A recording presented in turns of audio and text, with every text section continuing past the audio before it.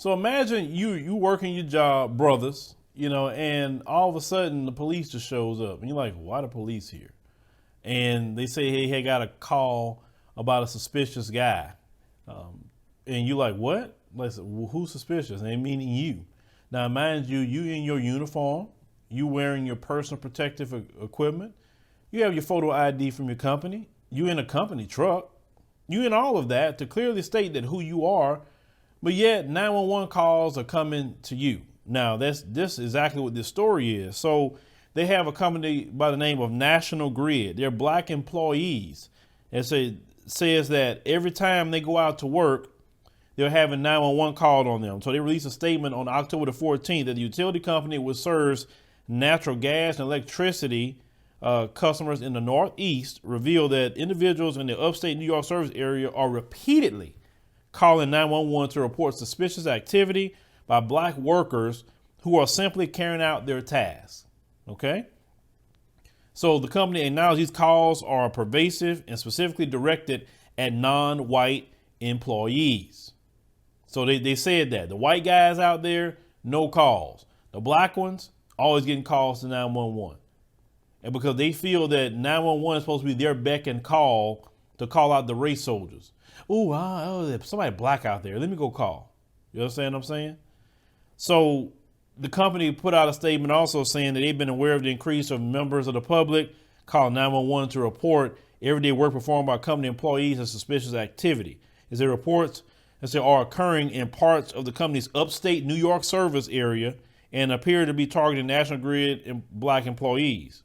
Now, according to the company, in every occurrence, employees were always, driving a company identified vehicle, wearing company marked clothing and personal protective equipment, and saying holding a company issued photo ID.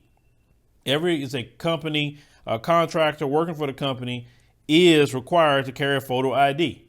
Let's say according to what the company came out and stated. Now they say they take their employee safety very seriously. Say our employees work in the field every day, maintaining the reliability of the energy system. That's even more important in the pandemic. So you're sitting up here messing with brothers that could be making sure your lights don't go out, or brothers that could be making sure that you have natural gas, and you're harassing them from doing their jobs. You get what I'm saying? And if you keep doing that, lawsuits is going to happen. It's going to, because that is harassment. And it's not the company's fault. I don't blame the company, but I blame all these people. Now, the company also said that, they were very concerned about the nature of the information and indicated that the calls had negatively impacted the execution of these brothers' jobs. Because, you deal with the wrong police. We know that. It could be the end of your life. It could be. So what's been brought back up as of recent with the Amy Cooper situation, the Central Park Karen, the bill that they're supposed to be voting on is Felix Ortiz's bill A3566. Okay.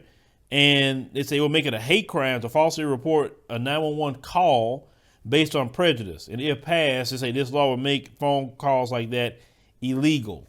Now, New York needs to pass that law, and Governor Cuomo said that he wants to sign that bill. He says that into law as part of a larger legislative effort to combat systemic racism and police brutality. He said the bottom line is we should be using better judgment. Is that racism gets created, and I think that by making false reports, it said because of gender or region is completely unacceptable and intolerable. Of course, this is the thing. That would be the only way to halfway stop them. But I believe also they should be sent a bill. When you find out it's false charges, they need to be charged for the gas of the police officer. They need to be charged whatever his salary is from him, going out there. And they definitely, that should be a fine, definitely for the resource of law enforcement, right? And then on top of that, get the hate crime charge for sure, and a false reporting charge. I promise you hit them with fines and charges, they'll stop, but then they'll start crying, holy hell, it ain't right. We supposed to call and say something. No, but you're not calling and saying something. You say they suspicious. So you out there working and you're suspicious? But you're not calling on the white guys? No, see that bill got to get signed into law. And if New York do that, then that could lay a precedent for the rest of the states to sign that into law. Because if New York do this, then for sure I'm thinking probably the majority of the Democrat states are going to follow suit.